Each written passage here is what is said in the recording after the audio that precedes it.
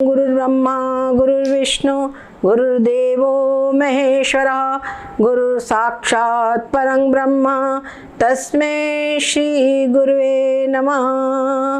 ब्रह्मानन्दं परमसुखदं केवलं ज्ञानमूर्तिं द्वन्द्वातीतं गगनसदृशं तत्त्वमस्यादिलक्ष्यम् एकं नित्यं विमलमचलं सर्वधी साक्षिभूतं भावातीतं त्रिगुणरहितं सद्गुरुं तन्नमामि सद्गुरुं तन्नमामि।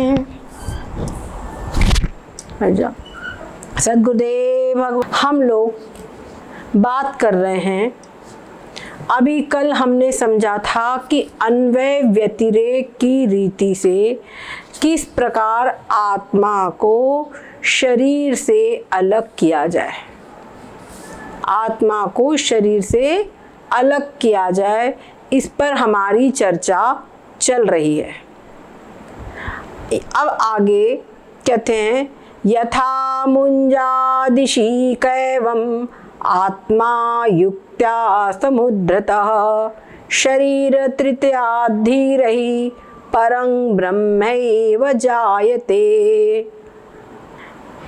एक घास होती है, बहुत लंबी होती है, उसका नाम है मूंज। ये जो झाड़ू वगैरह बनती है, जिसे रस्सी बनती है, मूंज की रस्सी आप लोग ने सुना होगा, वही मूंज है ये। उस मूंज के अंदर में ऐसा रहता है जैसे कि एक पोंगली सरी की रहती है और अंदर में एक पूरी लकड़ी रहती है, और जैसे हमारी फूल झाड़ू वगैरह रहती है ना, उसकी पूरी तिली ऊपर ऊपर बढ़िया सुंदर फूल टाइप खिले रहते हैं, बहुत सुंदर डिजाइन दिखती है। तो उसका जो बाहर का जो आवरण है छिलका सरी का होता है, उस छिलके को तोड़ करके उसको तोड़ दिया जाता है, तो अंदर की वो जो पूरी साबुत एक सीख ऐसी निकल आती है। तो जो अंदर में रहती है उसको बोलते ईशिका, और उसको बाहर जो रहती है उसको बोलते मूंज। ठीक है, वो मूंज यहाँ पर जहाँ रास्ते में जाओ तो सड़क के किनारे बहुत लगी रहती है। वो हमने कई बार फोटो भी खींचा है उसका, कि उदाहरण ये आता है अपने इसमें। तो कहते हैं यथा मुंजात, यानी मूंज में से, मूंजात में पंचमी विभक्ति है, यानी मूंज से, मूंज में से इशिका, मूंज में से इशिका, जैसे मूंज में से जैसे इशिका को निकाल लिया जाता है, यानी जो बाहर का जो तृण का उसका आवरण है उसको तोड़ करके जो अंदर वाली इशिका है उसको निकाल लिया जाता है। एवं आत्मा युक्त्या समुद्रतः, उसी प्रकार से युक्ति के द्वारा आत्मा को सम्यक प्रकार से निकाल लिया जाता है। कहाँ से निकाल लिया जाता है? जो मूंज है उसमें से ईशिका को निकाला जाता है। तो ईशिका की जगह हो गई आत्मा, लेकिन मूंज की जगह क्या है? मूंज की जगह है शरीर तृतीयात्, जो तीन प्रकार के शरीर है उनमें से कौन निकालता है? धीरे ही, धीरे ही, जो धैर्यवान है, जिन्होंने अपनी इंद्रियों पर काबू पा लिया है, जो जितेंद्रिय हैं, उन्होंने निकाल लिया है, वो निकाल लेते हैं। और निकाल करके क्या होता है करते हैं। अभी पीछे आया था कि जो ये इंद्रियां हैं ये सब बहिर्मुख है, आया था ना, ये सब इंद्रियां कैसी है? बहिर्मुख है। तो कश्चित धीर प्रत्यगात्मा नमेक्षत आवृत चक्षु अमृतत्वमिच्छन्, तो कोई धैर्यवान ही अपनी इंद्रियां जो बाहर की ओर जा रही है उनके मार्ग को रोक कर, उनका बाहर का मार्ग बंद हो जाता है तो वो अंदर की हो जाता है, अंतर्मुख हो जाता है। अब जब इंद्रियों की जो जाने की दिशा है, उनके मार्ग है, वो अंतर्मुख हो जाते हैं, तो अब बहिर्मुख नहीं रहती वृत्तियां। जब बहिर्मुख नहीं रहती तो बाहर के नाम रूप प्रपंचों को नहीं देखती, नाम रूप तमाम शब्द स्पर्श आदि जो विषयों को नहीं देखती, विषयों में मन नहीं जाता कि अरे ये हम खा ले कि वो हम पा ले, है ना, इनमें मन नहीं जाता। तो जब उनमें मन नहीं जाता है तो क्या होता है, वो मन को ही तो जाएगा ही, वो कहाँ जाता है फिर, वो अपने आत्म स्वरूप में एकाग्र हो जाता है। समझ गए? ऐसा तो कहते हैं जब आत्म स्वरूप में एकाग्र हो जाता है तो शरीर अलग है, शरीर अलग है। जैसे अभी बता दिया कि जब जागृत अवस्था है उस समय पर स्वप्न और सुषुप्ति नहीं है। तो जागृत अवस्था में जब हमारा जो विश्व नाम का ये जो शरीर है, ये जो शरीर है विश्व नाम का, तब वहाँ पर जो प्राज्ञ और तेजस नहीं है, ठीक है ना, वो दोनों अन्य दोनों शरीर नहीं है। उसी प्रकार से अन्य शरीरों में एक अवस्था दूसरे अवस्था में नहीं है, लेकिन जो आत्मा है, आत्मा तीनों अवस्थाओं में है। आत्मा तीनों अवस्थाओं में, आत्मा का कभी भी अभाव नहीं होता है। किसी स्थिति में ऐसा नहीं होता कि आत्मा का अभान होवे, ये भी नहीं है। आत्मा हर अवस्था में रहता है। शरीर तृतीया धीरई, तो इस प्रकार जो सदा रहने वाला है आत्मा, वही आत्मा सतरूप है। और वो जब सदा रहता है, और शरीर जो है परस्पर में वो एक दूसरे में नहीं रहते, और आत्मा रहता है। शरीरों का अभाव होता है लेकिन आत्मा रहता है। तो जो सतत रहने वाली वस्तु है, जो शाश्वत सनातन वस्तु है, वो है आत्मा। वो क्या है? आत्मा। शरीर जो है तीनों की तीनों वो नष्ट होने वाले आगमापाई है, कभी नहीं है। तो इन शरीरों से आत्मा अलग है, ये बात समझ में आ गई। शरीरों से आत्मा अलग है। तो इस प्रकार से शरीर अलग है, शरीरों को त्याग करके उसमें से आत्मा जो है सो हम, इस प्रकार से वो ग्रहण करते हैं। जो जितेंद्रिय होते हैं वो इस प्रकार से ग्रहण करते हैं। और उसका फल क्या होता है कि आत्मा को देखते हैं, आत्मा को जानते हैं कि ये आत्मा मैं हूँ। और बाद में उधर गुरुदेव ने उपदेश दिया तत्त्वमसि, तू वह है। तो आत्मा मैं हूँ और तू वह है, वो जो ईश्वर तत्व है, तत्पद वही तू है। तो मैं ब्रह्म हूँ। इस रिजल्ट पे, इस निष्कर्ष पे जिज्ञासु पहुंच जाता है कि वही ब्रह्म मैं हूँ। इस प्रकार से परं ब्रह्मैव जायते, वो परं ब्रह्म ही हो जाता है। वो आत्मा को जान करके क्या होता है? ब्रह्म वेद ब्रह्मे भवति।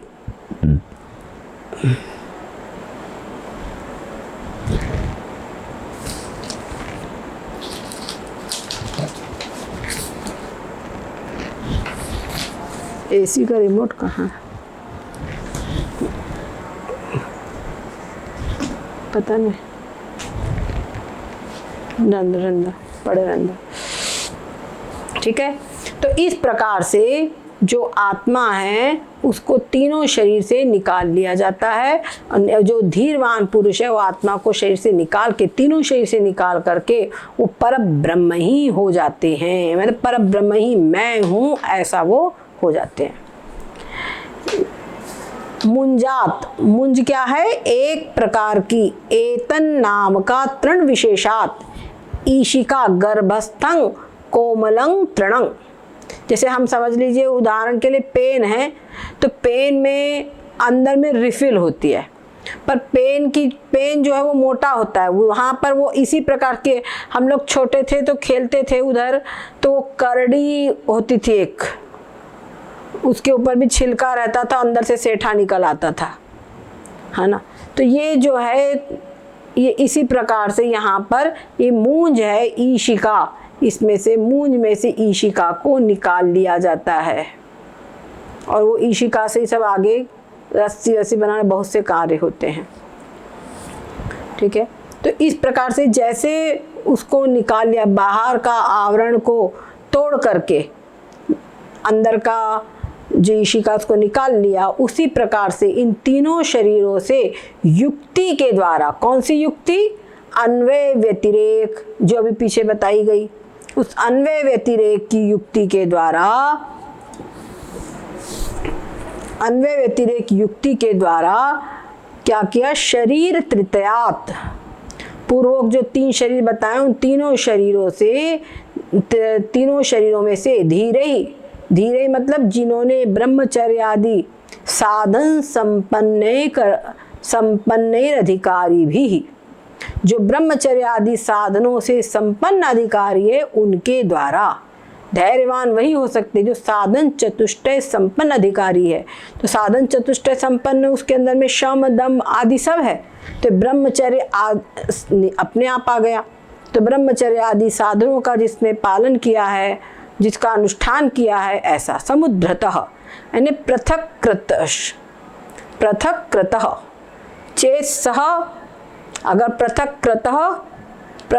कृतश्चेत सह, और उसने पृथक करके क्या हो जाता है, परं ब्रह्मैव जायते, मैंने उस आत्मा को अलग कर लिया। तो आत्मा को अलग करके क्या जानता है कि आत्मा मैं हूँ, आत्मा मैं हूँ। और फिर उधर क्या गुरुदेव का के तत्त्वमसि है ना, तत्त्वमसि तू वह है। तो ये जो आत्मा है वही ब्रह्म है, मैं ही ब्रह्म हूँ, ऐसा उसको बोध हो जाता है और वो ब्रह्म ही हो जाता है। चिदानंद रूपत्वस्य लक्षणस्य भयोर अविशिष्टत्वादि इत्यभिष प्रायः, मतलब ये हुआ चिदानंद स्वरूपता वान रूप लक्षण को ब्रह्म और आत्मा दोनों विषय तुल्य होने से, चिदानंद रूप जो आत्मा है वो भी सच्चिदानंद रूप है और जो ब्रह्म है वो भी सच्चिदानंद है, तो दोनों में एक समान लक्षण है, इसीलिए आत्मा ही ब्रह्म है। इस निष्कर्ष को वो पहुंच जाता है। अब आगे महावाक्य करी जीव ब्रह्म की एकता का प्रतिपादन। महावाक्य के द्वारा जीव ब्रह्म की एकता का प्रतिपादन करेंगे। अब यहाँ पर तत्पद आपको तत्त्वमसि महावाक्य का अर्थ क्या है ये समझाएंगे। इतने ग्रंथ की रचना करी, कहते हैं पर इतना जो ग्रंथ का रचना किया है, तो यहाँ ब्रह्म भाव रूप फल सहित तत्वज्ञान को निरूपण किया होने से उत्तर ग्रंथ भाग के नहीं आरंभ करने का प्रसंग होवेगा, यह आशंका करी। इस उत्तर ग्रंथ भाग के आरंभ की सिद्धि के लिए गत अर्थ के फेर कथन पूर्वक उत्तर ग्रंथ के तात्पर्य को कहे, मतलब अभी तक जो ग्रंथ हमने समझाया है उसका क्या तात्पर्य है ये समझाने के लिए अब आगे का श्लोक कह रहे हैं। परात्मनोरेवं युक्त्या संभावित एकता तत्तमस्यादि वाक्य ही सा भाग त्यागे न लक्ष्यते। क्या कहते, परात्मनोरेवं, कहते परात्मनो मनो एवं, ये विसर्ग है और विसर्ग का बना है र, तो परा और अपरा, पहले परा कहा ना, परात्मन यानी पर और अपर आत्मा, परात्मा और अपर आत्मा, यानी परात्मा और अपरात्मा दोनों की एकता युक्ति के द्वारा समझाई। अभी तक युक्ति के द्वारा दोनों की एकता को बताई, ठीक है ना। कल अपने इसी बात का विश्लेषण किया था। युक्ति के द्वारा पहले सबकी दोनों की एकता बताई कि आत्मा जो है वो क्या, सच्चिदानंद रूप है। तो आत्मा सच्चिदानंद रूप है और सच्चिदानंद रूप ही ब्रह्म है, तो जो आत्मा है सो ब्रह्म है, ये बात बताई गई। तो अब यहाँ पर युक्ति के द्वारा समझाई गई है अभी। तो अभी युक्ति से तो सिद्ध हो गया, लेकिन अभी अनुभव नहीं हुआ है। लक्षण, कोई भी चीज को अनुभव करने के लिए युक्ति, प्रमाण और अनुभव, इन तीन की आवश्यकता होती है। तो पहले युक्ति के द्वारा समझाया गया। क्या कहते हैं, युक्त्या लक्षण साम्य प्रदर्शनाद्युपायेन, मतलब लक्षण बताया कि देखो इसमें ये लक्षण समान है, वो लक्षण समान है, बताया ना, ये युक्ति हो गई। देखो इसका कान ऐसा है, तुम्हारा भी कान ऐसा है, इसका मुंह ऐसा है, तुम्हारा मुंह ऐसा है, इसका मतलब तुम्हारा भाई है ना, तो युक्ति हो गई। तो युक्ति के द्वारा यहाँ पे समझाया कि ब्रह्म भी सच्चिदानंद रूप है और आत्मा भी सच्चिदानंद रूप है, इसीलिए तुम ब्रह्म ही हो। जो आत्मा है वो ब्रह्म है और तुम जो है वो आत्मा हो, इसका तुम ब्रह्म है। इस प्रकार से समझाया। अब आगे संभाविता, अंगीकारिता। अब सा एकता, उस एकता को कथन किया गया, उस एकता को स्वीकार करने से, उसको अब वो एकता को ऐसे परात्मा और अपरात्मा दोनों की एकता को युक्ति करके संभावित करिए, युक्ति के द्वारा समझाई। सो एकता तत्त्वमसि आदिक वाक्यन करी, भाग के त्याग से लखी है। और ये जो एकता हमने समझी है, ये क्या, तत्त्वमसि महावाक्य में भाग त्याग लक्षणा लगाई गई है। तो दोनों का कुछ अंश जो विरुद्ध अंश है उसका त्याग किया और जो हमारा अभिप्रेत अर्थ है उसका ग्रहण किया गया। तो ग्रहण करने से यहाँ पर जो लक्षणा के, इसको कहते भाग त्याग लक्षणा, उस भाग त्याग लक्षणा यहाँ पर लगाई गई है। अब कहते हैं जो ये परमात्मा कहा गया है, क्या ना, परात्मा और अपरात्मा। तो यहाँ पे जो परमात्मा है और जो अपरात्मा है उसका मतलब है जीव, परात्मा मतलब परमात्मा। तो परमात्मा और जीवात्मा जो क्रम से तत्पद और त्वंग पद के अर्थ रूप है, ठीक है। परमात्मा जो है तत्पद का अर्थ है और जो जीवात्मा है ये त्वंग पद का अर्थ है, ठीक है। इन दोनों की एकता चिदानंद रूपता में लक्षण की समता के दिखाने और लिखाने आदि उपाय रूप युक्ति करी जिज्ञासु व वादी की बुद्धि में अंगीकार कराई है। अब इन दोनों की एकता मतलब जो परात्मा मतलब परमात्मा और जीव दोनों की एकता, इन दोनों की एकता किस प्रकार से, इसको आगे समझा रहे हैं कि कैसे इसको स्वीकार किया जाए। सोई एकता तत्त्वमसि आदिक महावाक्यन से विरुद्ध अंश के त्याग करी लक्षणावृत्ति से बोधन करिए है। आप लोगों को तत्त्वमसि महावाक्य में जब ये भाग त्याग लक्षणा पढ़ाई गई थी वो याद है कि नहीं, बताइए। भाग त्याग लक्षणा बताई गई थी वो याद है कि नहीं? हाँ हटा देते हैं। हाँ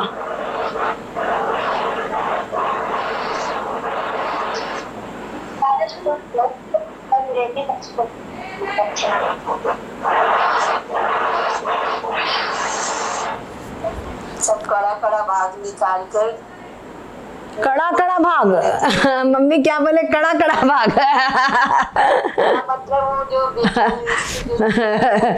बढ़िया बात है। केले का छिलका को फेंक देते हैं और केला ले लेते हैं। हाँ तो वो भाग त्याग यानी केले के जो छिलके हैं वो सब भाग त्याग यानी उनका छोड़ देते हैं। अच्छा ये बताओ, ठीक है, तत्पद में तत्पद का जो वाच्य अर्थ है वो क्या है? मेरी मम्मी बराबर समझती है, ईश्वर है। ईश्वर में कौन सा भाग बेस्ट है और कौन सा उपयोगी है, कौन सा एडिबल पार्ट है, ये बताइए। कौन सा ऐसे बेस्ट पार्ट है? सर्वज्ञता। क्या सर्वज्ञता, क्या कह रहे हो? हमने पूछा कौन सा पार्ट बेस्ट पार्ट है, बोलिए अलग अलग। कौन सा पार्ट बेस्ट है? ईश्वर में क्या क्या चीजें है? ईश्वर का परिभाषा क्या है?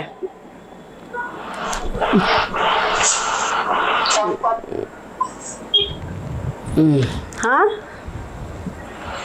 माया, माया में चेतन का प्रतिबिंब और माया का अधिष्ठान ब्रह्म।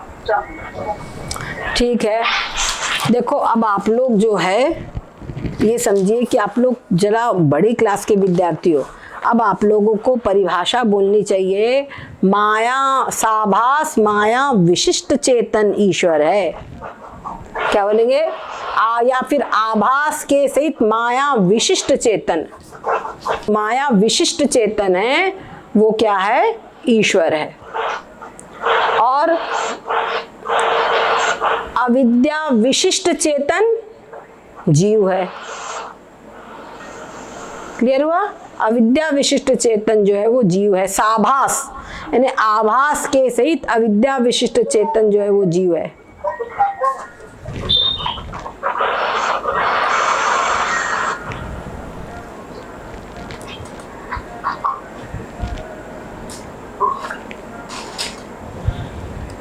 ठीक है, तो पता ही नहीं चल रहा।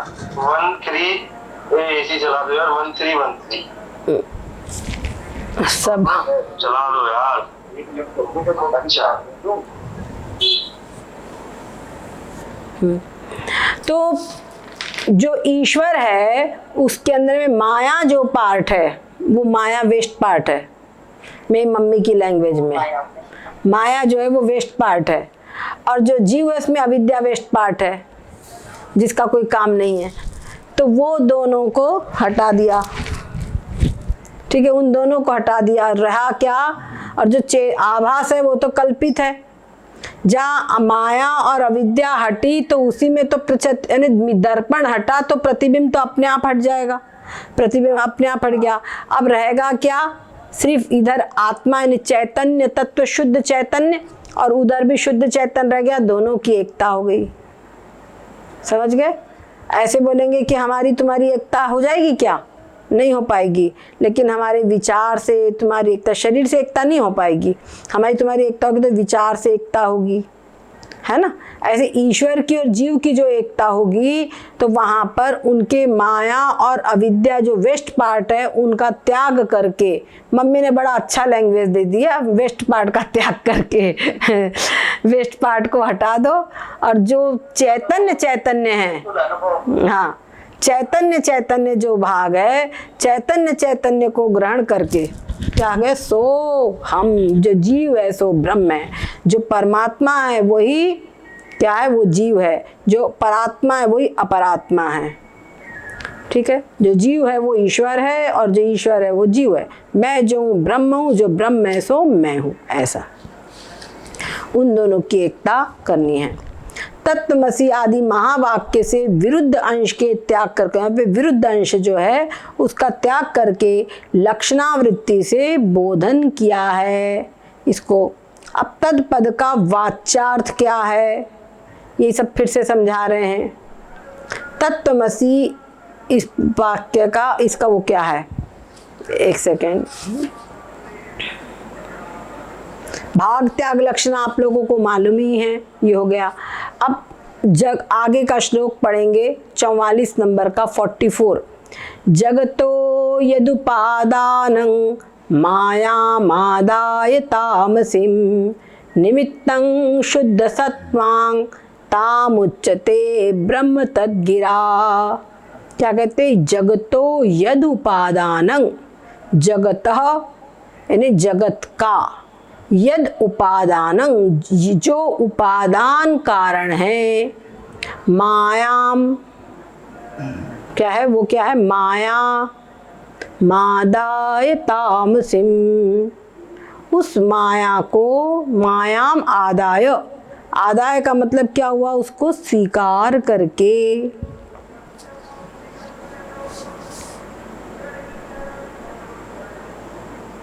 ठीक है, उसको स्वीकार करके। कैसा? अतामसिम,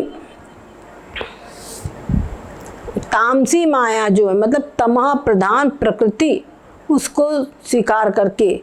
निमित्तं शुद्ध सत्वां तामुच्यते ब्रह्म तद्गिरा, कहते हैं वो निमित्त कारण। जगतो यद उपादानं माया मादाय तामसिम, वो तामोगुणी माया को स्वीकार करके।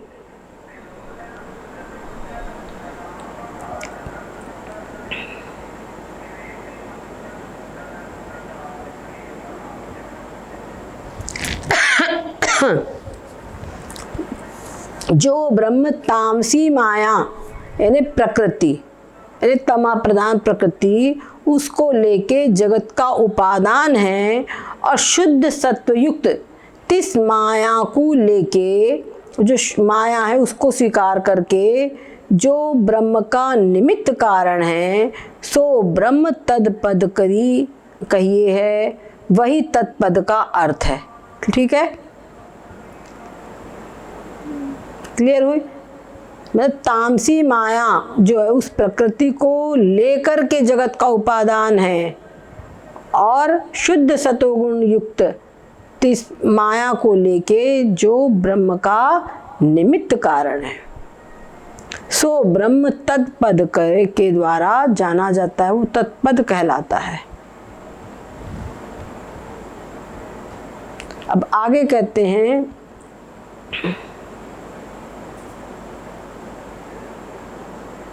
यस सच्चिदानंद लक्षणं ब्रह्म, जो सच्चिदानंद रूप ब्रह्म तमोगुण प्रधान माया को उपाधि पने करी अंगीकार करी के चर अचार रूप कार्य के समूह जगत का उपादान हुए है।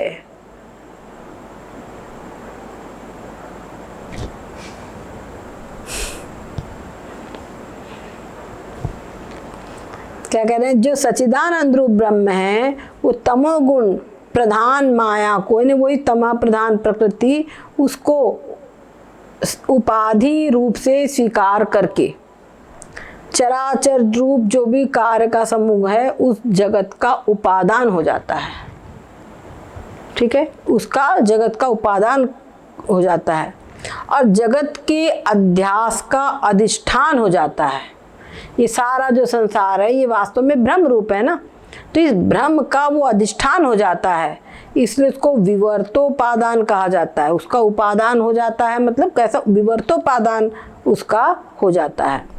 और जो विशुद्ध सत्वगुण प्रधान तिस माया को उपाधि पने करी स्वीकार करके निमित्त हुए है। ठीक है, और जो विशुद्ध सत्वगुण प्रधान माया है उसको उपाधि रूप से स्वीकार करके निमित्त बनता है, कहिए तमा प्रधान प्रकृति रूप उपादान आदिकन का जानने वाला कर्ता हुए है। जो उपादान कारण रूप जो मुख्य है प्रकृति, तमा प्रधान प्रकृति रूप जो उपादान कारण है उस उपादान को आदिकन का जानने वाला करता है। ठीक है, समझ में आ रहा है कि नहीं आ रहा?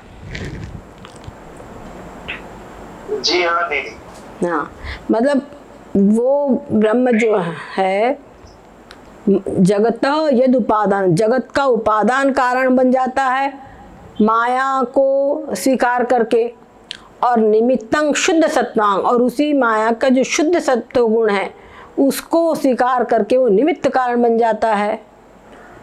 जो संकल्प में संकल्प किया ऐसा, तो निमित्त उपादान दोनों रूप ब्रह्म कहिए ईश्वर तत्वमसि इस महावाक्य में स्थित तद पद करी कहिए है। ठीक है, तो ब्रह्म क्या निमित्त उपादान दोनों रूप, मतलब जो ब्रह्म है वो निमित्त कारण भी है और उपादान कारण भी है, दोनों रूप है। ऐसा जो ब्रह्म है वही तदपद का लक्ष्य अर्थ है, वही तत्पद एक है, यह जो सो तत्पद का वाच्य है। समझ गए? जो संपूर्ण संसार का निमित्त कारण और उपादान कारण है जो ब्रह्म, वो कैसे बना? माया को स्वीकार करके वो बन गया उपादान कारण, और निमित्त शुद्ध सत्वांग, और उसमें शुद्ध सत्वगुण को स्वीकार करके, मतलब जो माया है शुद्ध सत्वगुण है ना, उसमें शुद्ध सत्वगुण को स्वीकार करके वो क्या बन गया? ब्रह्म बन गया, वो निमित्त कारण बन गया।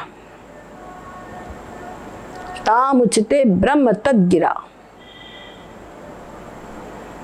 सो ब्रह्म तत्पद करके जाना जाता है।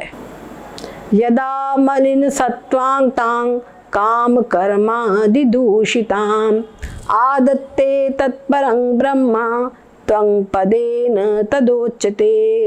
क्या कहते? यदा मलिन सत्वांग तांग, जब वो मलिन सत्व को स्वीकार कर लेता है, वही जो ब्रह्म है जब मलिन सत्व गुण युक्त और काम कर्म आदि करके दूषित तिस माया को ग्रहण करता है। यहाँ माया का अभिप्राय क्या है? अविद्या। दूषित बता रहे ना, ये अविद्या है, तो उसको स्वीकार करता है, तब वही त्वं पद करके जाना जाता है, वही जीव कहलाता है। सोई ब्रह्म जब कहिए तिस संसार अवस्था में, सोई ब्रह्म जब कहिए जिस संसार अवस्था में किंचित रजोगुण तमोगुण के मिश्र भावरूप हेतु करी मलिन सत्वगुण प्रधान और काम कर्म आदि से दूषित जो अविद्या शब्द की वाच्य माया है, तो इसको उपाधि पने करी अंगीकार करे हैं, तब त्वं पद करके वो स्वीकार, तंग पद करके कहिए है, तब वही त्वं पद से कहा जाता है। सो त्वं पद का वाच्य है। ठीक है। जब वो मलिन सतोगुण का मतलब क्या हो गया? अविद्या, उसको स्वीकार कर लेती है, तो वो कैसी थी? काम कर्म आदि से दूषित होती है। उस उपाधि को जब स्वीकार करती है तो त्वं पद से वो जाना जाता है, त्वं पद का वो वाच्य हो जाता है। यदा मलिन सत्वांग तांग काम कर्मादि दूषिताम आदत्ते तत्परं ब्रह्म त्वं पदेन तदोच्यते। ठीक है। जब वो शुद्ध सत्वगुण प्रधान माया को स्वीकार करती है, तो वही जो शुद्ध चेतन है, वही जो शुद्ध सत्व है, वही क्या हो जाता है? तत्पद का वाच्यर्थ हो जाता है, यानी ईश्वर हो जाता है। और वही जो ब्रह्म सच्चिदानंद है, जब मलिन सत्व को स्वीकार करता है, तो काम कर्मादि से दूषित जो है, मलिन सत्व से युक्त जो अविद्या है, उसको स्वीकार कर लेता है, तब वो त्वं पद से, वही ब्रह्म क्या होता है? त्वं पद से जाना जाता है।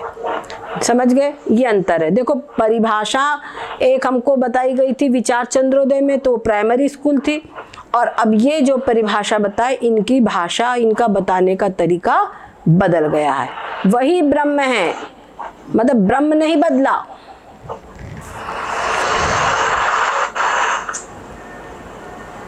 क्या समझे? यहाँ पे ब्रह्म नहीं बदला, वही ब्रह्म माया उपाधि को स्वीकार करके ईश्वर हो गया, और सारे संसार का उपादान कारण और निमित्त कारण जो है वो बन गया। और वही ब्रह्म जो मलिन सत्वयुक्त जो अविद्या, उसको स्वीकार करके जीव बन गया। तो दूसरा कहाँ है? वही ब्रह्म ही तो ईश्वर बना है, वही ब्रह्म जीव है। अंतर आ गया कि नहीं समझने में? ये बात है।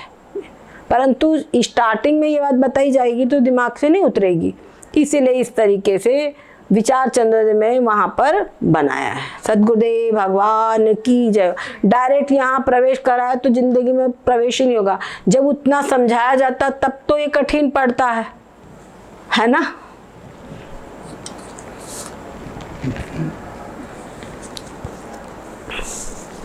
ठीक है, ये आप लोग पढ़िए, समझिए, और उसके बाद में फिर आगे चलेंगे।